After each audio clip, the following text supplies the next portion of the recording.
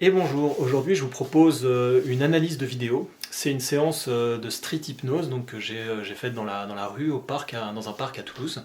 Et donc c'est une hypnose, c'est de l'hypnose classique, hein. L'idée c'est de provoquer des phénomènes hypnotiques.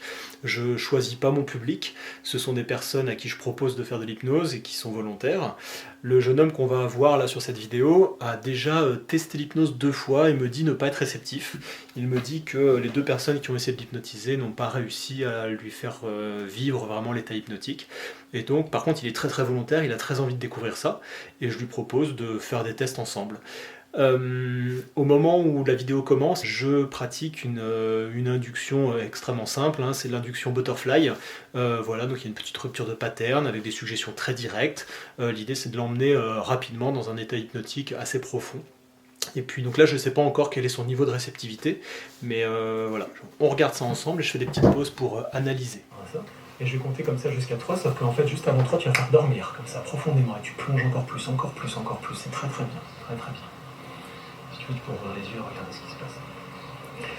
Tu vas juste plonger comme ça de plus en plus, de plus en plus. Alvaro, on va faire un test parce que tu m'as l'air assez costaud.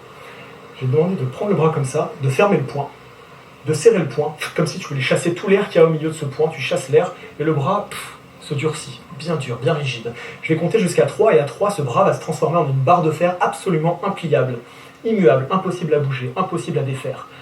Et à 1, l'épaule se bloque, le muscle se contracte, et à 2, le coude se bloque, et le muscle se contracte, et à 3, le poignet se bloque, et le poing se resserre encore plus. Et le bras devient complètement comme une barre de fer, impossible à tordre, impossible à bouger, immuable, impossible à défaire. Et plus tu vas essayer de le défaire, plus ça va se renforcer, plus les muscles vont se contracter, plus ce sera bloqué dans cette position. Je vais compter jusqu'à 3. À 3, tu vas pouvoir ouvrir les yeux, redresser la tête. 1, 2, 3, simplement comme ça. Et alors, j'aimerais que tu essayes de plier le bras. C'est fou ça, hein? Impossible. Et regarde, simplement, maintenant, ça plie ici. Regarde, j'aimerais que tu regardes ta main. Et j'aimerais que tu imagines un oiseau qui est en train de déployer ses ailes. Et que tu imagines que ta main, c'est comme cet oiseau qui déploie ses ailes. Tu vois, il n'y a pas besoin de forcer, il y a juste besoin d'activer ton imaginaire. Voilà, du coup là on a un premier effet, donc induction butterfly avec une petite rupture de pattern, hein, donc c'est très simple, hein, je passe les mains devant ses yeux, ensuite je tiens son bras, et puis à un moment donné, je lui donne une injonction très directe, là je lui dis dormir. Voilà, donc il plonge en état d'hypnose le plus loin qu'il peut, et puis donc j'enchaîne immédiatement en testant un premier phénomène, donc une catalepsie, encore une fois un phénomène très classique, avec des suggestions encore une fois très simples, très directes. J'introduis ma catalepsie avec une première suggestion. Je lui dis tiens, t'as l'air d'être très costaud. Je crois que je lui dis parce que t'as l'air d'être très costaud, alors on va faire ça. Et en fait, le fait de faire ça, ça donne une espèce de logique dans l'enchaînement des événements. Je donne un peu une justification au fait qu'on va faire une catalepsie. Et il y a quelque chose d'assez valorisant de dire à un jeune homme qu'il est costaud, il dit bah oui tiens c'est quelque chose de plutôt positif, et donc ça va peut-être favoriser aussi le fait qu'il va aller dans mon sens, qu'il va vouloir encore plus suivre ce que je lui raconte. Donc voilà, il y a cette toute petite méthode d'influence. Ensuite il y a le compte, hein, de 1 à 3, je lui annonce tout de suite ce qui va se passer. À 3, le bras sera complètement bloqué, immuable, impossible à plier, et puis ensuite je compte 1, l'épaule se bloque, le muscle se contracte. 2, le coude se bloque, le muscle se contracte. Et 3, le poignet se bloque et le main se resserre encore plus. Donc là, je traite les différents éléments qui font la catalepsie, hein. C'est l'articulation qui se bloque, le muscle qui se contracte, une autre articulation qui se bloque, un autre muscle qui se contracte. Et tout ça avec mon compte, hein, jusqu'à 3. Et ensuite, je lui suggère, hein, qu'il est impossible de plier le bras, avec cette petite boucle très connue, hein, en hypnose classique, qui est « et plus tu essayes de faire ça, et moins tu y arrives. Et plus tu essayes de plier le bras, et plus le bras se bloque dans cette position. » C'est une espèce de boucle suggestive, hein, qui fait que lui, ce que je lui ai demandé ensuite, c'est d'essayer de plier le bras. Et donc j'insiste bien sur essayer, ce qui présuppose un échec, hein. À chaque fois que je suggère la catalepsie, je suis très affirmatif, très direct et très catégorique. En revanche, quand je vais lui dire, bah tiens, essaye de plier le bras, là, ma voix est beaucoup moins engagée et engageante. J'introduis ma suggestion par essaye, ce qui suggère encore une fois un échec. Et en fait, je sais que plus il va essayer, parce qu'il y a cette suggestion au préalable, plus il va essayer, plus ça va bloquer le bras. Voilà, c'est aussi simple que ça. Et ensuite, bah, ça fonctionne ou ça fonctionne pas, hein. Encore une fois, notre seul pouvoir en hypnose sont nos mots, et puis la manière dont on va délivrer nos suggestions, hein, l'assertivité dont on va faire preuve. Voilà. Ensuite, je viens ajouter quelques petites suggestions avec mes mains, je le touche. Là, je fais touf avec des bruitages comme ça, mais mes gestes sont très rigides, très brusques, pour suggérer la force, pour suggérer cette idée-là. Et un peu plus tard, quand je lui dis maintenant ça plie ici, donc là il est très impressionné, ça le fait rire parce qu'il voit bien qu'à un moment donné c'est plus lui qui contrôle consciemment. Ensuite je lui propose d'ouvrir la main avec une métaphore. Je lui dis tiens, j'aimerais que tu imagines un oiseau qui ouvre ses ailes, et là je passe mes doigts près de son visage et je fais ça avec mes doigts, ce qui est aussi une forme de suggestion. D'accord, c'est pas grand chose, mais ça vient accompagner, ça vient soutenir mon idée qui est la légèreté, l'ouverture, la fluidité, la souplesse, voilà, pour défaire la catalepsie en fait. Hein. Et mon idée hein, dans l'hypnose de rue, comme la plupart des hypnotiseurs de rue, alors c'est pas ma spécialité, mais des fois j'en fais un petit peu, notamment dans le cadre de formation, bah c'est quand même de faire de la pédagogie aussi, hein, d'expliquer ce qu'est l'hypnose. Et là, je leur explique que l'hypnose, j'avais discuté un petit peu avec le groupe, l'hypnose c'est de l'imagination, ça joue avec l'imaginaire, et donc là c'est une manière pour moi aussi de dire, tiens, tu vois, ton imagination, tu as du pouvoir sur toi avec ton imagination, ça sert à rien de forcer avec ton mental et ta volonté, mais si tu actives ton imaginaire, alors il se passe des choses. Voilà, c'est une manière de faire un petit peu de pédagogie aussi. Hein. C'est dingue, hein. Et regarde, ta main elle va faire comme ça et dormir profondément. Et tu plonges encore plus profondément. C'est très très bien le bas. C'est très très bien. Ce que j'aimerais que tu imagines, c'est que là je vais juste poser ma main sur ta tête. Et en posant ma main sur ta tête, je vais juste attraper quelque chose dans ton esprit. Tu vas imaginer tous les chiffres de 1 à 10 dans ton esprit. 1, 2, 3, 4, 5, 6, 7, 8, 9, 10. Tous les chiffres sont là dans ton esprit, tu les vois, tu les perçois. Ce que je vais faire, c'est que je vais juste attraper le chiffre 7. Je vais prendre le chiffre 7 et je l'enlève de ton esprit. Maintenant, le chiffre 7 a disparu, il n'existe plus. Maintenant, pour toi, il y a tous ces chiffres 1, 2, 3, 4, 5, 6, 8, 9, 10, et tu as toujours été comme ça. Le chiffre 7 a disparu et tous les chiffres se sont réorganisés. Ça fait 1, 2, 3, 4, 5, 6, 8, 9, 10, et c'est tout à fait normal, c'est ordinaire. Ce chiffre a absolument complètement disparu de ton esprit parce que c'est moi qui l'ai pris. Je vais maintenant compter jusqu'à 3. À 3, tu vas ouvrir les yeux, redresser la tête. 1, 2, 3, simplement comme ça, super. Tu vois, je vais prendre ça, je vais ranger ça hop, dans ma poche, bien en sécurité. Et je vais te proposer, Alvaro, de compter sur mes doigts, sur les miens. Vas-y, regarde avec ton doigt, tu comptes comme ça. 1, 2, 1, 2, 3, 4, 5, 7, 8, 9, 10, 11, non. vas-y. 1, 2, 3, 4, 5, 7, 8, 9, 10, 11. Non. Bizarre ça, hein. 1, 2, ouais, 3, disparu, hein. 4, 5, 7, 8, 9, 10. 11, c'est bizarre ça. Hein. Compte une main pour voir. Mais c'est pas les...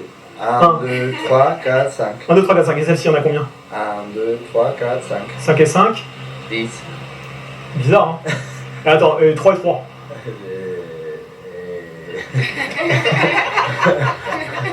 2 et 3. 5. Ok, maintenant regarde, je vais prendre ça simplement et hop, ça revient. 3 et 3. 6. Ouais, tu peux compter mes doigts? 1, 2, 3, 4, 5, 6, 7, 8, 9, 10. Ok, tout va bien, super. Ici, du coup, un phénomène d'amnésie. Le fait que j'enlève un chiffre de son esprit, encore une fois un phénomène extrêmement classique en hypnose de spectacle ou hypnose de rue.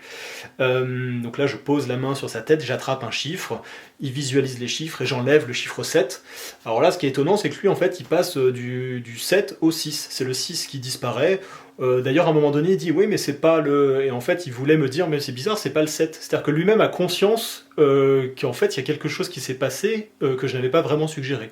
Il a conscience de la distorsion qui s'est passée entre ma suggestion et ce qu'il réalise lui dans la réalité. Alors je sais pas, Alvaro je crois de mémoire qu'il est argentin, en tout cas il parle espagnol et peut-être qu'il y a voilà, une distorsion dans la traduction du mot 6, 7, 6, 7, je sais pas. En l'occurrence le mot disparaît. Et encore une fois, je vous invite à apporter une certaine logique. Je pose ma main sur sa tête, et en fait il dit oui, tu as bien... Enfin, intérieurement, il y a une espèce de validation. Tu vois, je pose ma main sur ta tête, ah oui, tiens, et j'aimerais que je vais enlever quelque chose de ton esprit. Donc j'annonce déjà quelque chose, tu vois, je crée une espèce d'attente. Et ensuite je dis, tu vois, tu vas visualiser les chiffres, et je vais enlever le chiffre 7. Voilà. Et en fait, ça crée une espèce de fluidité, encore une fois, une espèce de logique, parce que j'ai la main sur sa tête, alors j'attrape quelque chose et je l'enlève de son esprit. Et cette mise en scène-là, je pense, favorise l'acceptation de la suggestion, parce qu'elle est inclue dans une espèce de pseudo-logique qui rend plus acceptable, encore une fois, cette suggestion. Donc une fois que le chiffre a disparu, hein, c'est simple, hein, tu lui fais compter les doigts, il se rend bien compte qu'il y a un bug, même si il se souvient que je lui ai dit que ce chiffre allait disparaître, mais il n'est plus accessible. Donc on joue avec ça, ensuite on lui fait le petit calcul, et ah oui, et au moment où il ouvre les yeux, je lui dis, tu vois, je vais prendre ça, je vais le ranger bien à l'abri dans ma poche. Et là, quand je lui dis je vais prendre ça, et donc il a ouvert les yeux, il a pris la suggestion, je vais pas lui dire, tu vois, je prends le chiffre 7 et je le range, parce qu'en fait là c'est le remettre en tête le chiffre 7. Donc une fois qu'il a ouvert les yeux, je lui dis juste ça, et ça, sous-entendu, le truc dont on a parlé tout à l'heure, il est censé savoir ce que c'est. Je vais le ranger dans ma poche, ce qui me permet ensuite de jouer avec cette suggestion, hein. Et maintenant, regarde, je reprends ça et ça reprend sa place. Je le remets dans ta tête, dans ton esprit, je sais plus comment je le dis. Mais cette petite mise en scène avec la main qui va chercher quelque chose dans la poche, qui remet ça dans la tête, en fait, c'est une manière un peu plus indirecte, un peu plus élégante, il me semble, de dire « et maintenant, le chiffre 6, en l'occurrence, réapparaît ». Tu vois, il y a une petite mise en scène qui est chouette, il me semble. Voilà, tout simplement, hein. Alvaro, je propose que tu regardes ma main, t'es prêt? Tu vas compter jusqu'à 3 et 1, 2, dormir profondément. Ça plonge encore plus profondément. Rapidement, donc là, je viens juste de terminer un effet, je passe à un autre effet, à chaque fois je vais le ramener dans un état hypnotique vraiment formel, avec les yeux fermés, la tête qui bascule, donc je réapprofondis un peu la transe, même si en fait, à partir de là, il est toujours en état d'hypnose et dans une transe assez profonde, hein, suffisamment profonde pour développer des phénomènes assez importants, vous verrez. Et en fait, là, je peux aller très très vite, hein. À chaque fois, je remobilise son attention sur quelque chose, donc là, je lui dis, tu regardes ma main, tu vas compter jusqu'à 3 et 1, 2, 3, dormir. Donc je lui laisse pas le temps, je vais très vite. Je lui dis, tu vas compter jusqu'à 3, donc lui, il se mobilise pour faire ça, et en fait, moi, compte jusqu'à 3, et je lui ordonne de dormir, et en fait, il y a une forme de rupture de pattern, d'accord? Là, je vais à un rythme assez soutenu, pour qu'il n'ait pas le temps de suivre et que son esprit soit un petit peu en retard sur ce que je raconte, ce qui favorise aussi le fait que ma suggestion dormir, elle arrive comme ça, comme une espèce d'ordre très direct, et c'est vraiment ça qui prend toute la place à un moment donné, quoi. Voilà. Alvaro, il va se passer quelque chose d'assez étonnant. Tu vas imaginer un écran dans ton esprit, comme un tableau, et sur ce tableau, tu vas écrire ton prénom, Alvaro. Tu vas écrire ton prénom, et ce qui va se passer, c'est que je vais prendre maintenant une éponge ou une brosse, quelque chose comme ça, un tissu, et je vais venir tout doucement effacer ce prénom. Le A disparaît, le V, le L, et toutes les autres lettres disparaissent de plus en plus. Et dans ton esprit, ce prénom disparaît, il n'a plus aucune signification, tu ne sais même plus à quoi il est rattaché, et ton prénom disparaît complètement de ton esprit. Ce prénom disparaît, et à la place va s'écrire un autre prénom, Julia. Maintenant, tu t'appelles Julia. Sur ce tableau, c'est écrit Julia. Julia, c'est ton prénom, ça a toujours été ton prénom, c'est absolument normal pour toi de t'appeler Julia. Tu n'as aucun problème à ça, c'est tout à fait normal. Et quand on te dit « Hey Alvaro », toi tu réponds « Non, moi c'est Julia ». Ok? Je vais compter jusqu'à 3. À 3, tu vas simplement ouvrir les yeux, redresser la tête. 1, 2, 3. Rapidement sur cette séquence, hein, donc de la même manière, c'est toujours des suggestions directes, c'est-à-dire que techniquement l'hypnose de la street hypnose, l'hypnose de rue, l'hypnose classique est assez pauvre, enfin assez simple, on fait toujours preuve d'assertivité, c'est-à-dire qu'on a une vraie congruence, c'est-à-dire que je crois vraiment en ce que je lui dis, j'affirme qu'il va se passer ça sans aucun doute, et c'est ça qui soutient la suggestion, il n'y a que ça comme technique. Hein. Ça va? Comment tu te sens? Bien. J'ai combien de doigts là? Ils sont tous là? Ok, super. Ouais. Moi je m'appelle Clément. Je me suis pas tu t'appelles comment? Non. Tu t'appelles comment? Julia? Si, c'est ça, hein. Et comment elle s'appelle déjà? Mara. Mara. Et Mathieu. Mathieu et toi? Julia. Julia. Si. Alvaro? Non. Non, Alvaro. Comment ça llama? Julia. Ok, c'est étonnant, Julia. Non, je pensais vraiment que c'était... T'es sûr de ça? Si. Tu t'es toujours appelé Julia? Ouais, c'est Julia. Ok. Pourtant, regarde maintenant, Julia disparaît et Alvaro revient. Tu t'appelles comment? Alvaro, c'est mieux, hein. Ok, ça revient à Alvaro normal. Pourtant, regarde, si tu regardes ma main et que tu comptes jusqu'à 3, 1, 2, dormir profondément, tu repars profondément en transe. Voilà, pas grand chose à raconter techniquement, hein, si ce n'est qu'effectivement quand on va suggérer quelque chose, forcément cet effet-là, on va le tester ensuite, hein, on va vérifier qu'il a bien pris. Donc là, je sais que avec Alvaro, j'ai réussi à créer une catalepsie, j'ai réussi à créer une amnésie d'un chiffre, et une amnésie un peu plus complexe qui est son prénom. C'est-à-dire que notre prénom, c'est quand même quelque chose de très fort pour nous.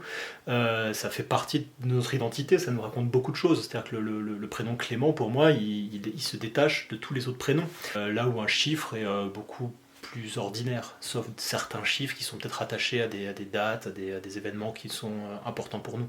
Mais l'oubli du prénom, donc, est un phénomène d'amnésie un peu plus complexe, parce qu'on oublie quelque chose de beaucoup plus spécifique pour nous. Hein. Voilà, la suite. Alvaro, est-ce que tu es prêt à aller encore un peu plus loin? Oui, quelque chose de très chouette, de très agréable. Tu vois, tout à l'heure, ce qui s'est passé, c'est que sans faire gaffe, en fait, tu as mis les pieds dans du béton. Alors, c'est pas grave, parce qu'en fait, ce béton a séché, mais ça reste tout à fait confortable. Simplement, tes pieds sont comme enracinés dans le sol, comme s'il y avait des racines profondes dans le sol. Il est impossible de les lever. Tu es comme un arbre enraciné à cette place-là. Tu peux plus bouger. Impossible. Les pieds sont complètement bloqués, soudés dans le sol. Impossible de les déplacer. Et je vais compter jusqu'à 3. À 3, tu vas ouvrir les yeux, relever la tête. 1, 2, 3, simplement. Ok. Alors là, je pars sur une métaphore qui est pas très jolie. Je lui dis qu'il a les pieds dans le béton a séché, donc je précise bien que ça reste tout à fait confortable. C'est c'est pas c'est vraiment pas une métaphore que je recommanderais, mais c'est celle qui me vient à ce moment-là, donc c'est un peu bête. Je précise, en m'entendant le dire, je précise, mais tout est confortable et tout va bien, quoi, hein, parce que ça pourrait être quelque chose de pas forcément très agréable.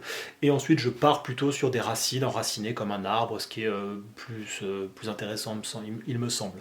En plus, on est au parc, il y a plein d'arbres autour, c'est beaucoup plus cohérent et on est pour le coup sur de la terre et du gazon, donc ça marche mieux, quoi, comme métaphore. Quand on utilise des analogies et des métaphores, c'est bien qu'elles soient soit cohérentes avec la personne, c'est-à-dire que ça parle à la personne parce que ça fait partie de son monde à elle, ou alors que ça soit cohérent avec l'environnement dans lequel on se trouve. Je pense que premièrement c'est plus élégant, et puis deuxièmement ça a de fortes chances d'être plus efficace aussi, quoi. Voilà, tout simplement. Super, ça va? C'est agréable, hein? Est-ce que tu peux faire quelques pas vers moi, venir vers moi, essayer ça? Bien en équilibre, ouais. Qu'est-ce qui se passe? Ok. Un peu, ouais, mais non, regarde, c'est encore plus bloqué, 2 fois plus bloqué, complètement soudé dans le sol. Impossible à bouger. Impossible à bouger. Regarde, Alvaro, je te propose une expérience. Je vais te laisser, Alvaro, regarde, je vais te laisser 5 secondes. Si tu arrives à attraper ce billet, il est pour toi. C'est parti. Essaye. Impossible. 1, 2, 3, 4, 5. Trop tard, je suis désolé. Pourtant, regarde, c'est débloqué. Maintenant, complètement débloqué. Celui-ci aussi débloqué. Alors, bon, là, je lui propose un petit challenge d'attraper le billet. Voilà, ça c'est la petite mise en scène pour rendre un peu l'expérience amusante. Ce qui importe là, c'est que à un moment donné, il essaye de bouger et je vois qu'il se déséquilibre un petit peu. C'est super important, hein, ça, dans quel que soit le contexte. Là, c'est de la rue, c'est une personne que je ne connais pas, qui se prête à une expérience. Ça m'importe particulièrement que cette personne ne se fasse pas mal, ne se blesse pas, qu'elle fasse que vivre un bon moment, d'accord? Donc je vois qu'il y a un petit déséquilibre. Tout de suite, je me rapproche pour sécuriser la situation. C'est amusant parce que là, il voit qu'il arrive à défaire un peu ma suggestion. Il dit « Ah, mais il y a un pied qui arrive presque à bouger ». Et donc là, moi, je sais que je veux rentrer dans ce petit jeu avec lui, donc je m'approche vers lui. Et là, j'ai pas besoin de le réaccompagner en état d'hypnose plus profondément, il y est déjà. Et à ce niveau-là de l'expérience, je peux me contenter simplement de suggestions extrêmement directes, de bloquer, complètement bloquer, pour l'aider à terminer de réaliser complètement la suggestion, hein, qu'il soit vraiment bloqué. Voilà, sinon il n'y a pas grand chose à analyser, encore une fois, suggestion très directe, et vu l'état d'avancement de la séance, là je m'encombre de plus aucune technique, hein. Je vais juste rentrer dans une espèce d'expérience et de jeu, voir jusqu'où il est capable d'aller. Je vais prendre une espèce de baguette magique et je vais tracer une frontière ici, là. Il est impossible de se passer cette frontière, pour toi il est absolument impossible. Dès que tu t'en approches, c'est comme un champ de force qui te repousse. Okay. D'accord? Tu peux essayer de venir me rejoindre? Impossible.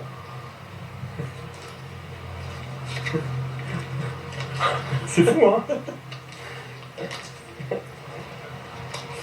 C'est fou, regarde, si tu recules un petit peu, maintenant cette frontière s'est transformée, il va être possible de la dépasser, par contre quand tu la dépasses, instantanément tu replonges en état d'hypnose. D'accord? On essaye ça? Avance. Dormir, profondément dormir, repartir encore plus loin. Bon, voilà, là je passe d'un phénomène hypnotique à un autre, hein, qui est à peu près de même nature, le fait d'avoir les pieds bloqués au sol et le fait de ne pas pouvoir franchir une frontière imaginaire. On est sur quelque chose de même nature, donc je ne passe plus par l'état hypnotique avec les yeux fermés, la tête en avant, je ne refais pas ça, mais j'enchaîne les suggestions. Et ensuite, il y a ce truc aussi de partir d'une idée, donc la frontière imaginaire qu'il ne peut pas franchir, pour ensuite transformer, on reste dans la même idée, il y a toujours cette frontière imaginaire, sauf qu'elle change de nature. Et faire changer de nature ce genre de phénomène-là, encore une fois, peut s'enchaîner comme ça de manière fluide. Voilà, donc Alvaro réagit plutôt très bien aux suggestions et finalement il est très réceptif, hein. C'est très très simple de lui faire vivre des expériences hypnotiques pour aller jusqu'à ce genre de réaction. Voilà, c'est aussi ça l'idée de l'hypnose de rue, c'est de permettre à des gens d'expérimenter l'état hypnose à travers quelque chose de ludique. Et là aussi, ce que je valide assez important, c'est que il rigole, c'est-à-dire que lui-même s'amuse de ce qu'il est en train de vivre, et donc ça me permet de continuer sans avoir besoin de faire de pause et lui demander spécifiquement ça va, tout va bien, t'es ok pour continuer et aller plus loin. Je vois qu'il s'amuse, donc ça me suffit.